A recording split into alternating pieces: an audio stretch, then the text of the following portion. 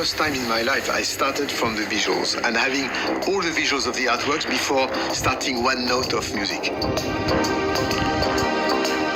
And then based on that, I did this album as a soundtrack for a kind of imaginary scenario. And this is what Equinox Infinity is all about. And also linked with the idea of artificial intelligence, with the idea that we all know that in the very near future, artificial intelligence is going to create a huge revolution in our day-to-day life. And as artists, we have to start to admit that in the very near future, machines will be able to create original music, to create original movies, original books. And what would happen then to us? I always loved very much the artwork of Equinox, these strange creatures looking at you, watching you.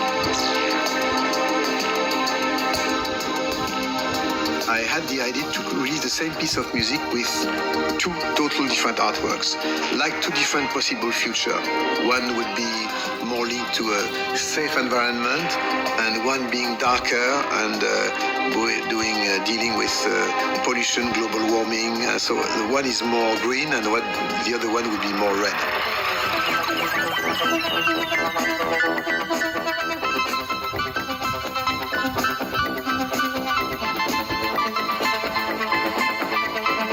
Equinox has been probably one of my most successful albums, so we could wonder if I have some pressure about that.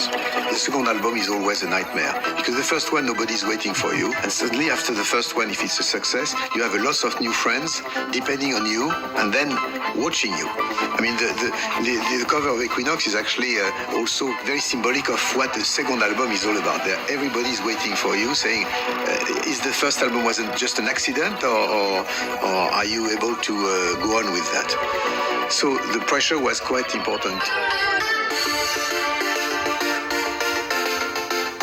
For the first time, I'm quite happy with what I've done. In terms of sounds, in terms of structure, I think it's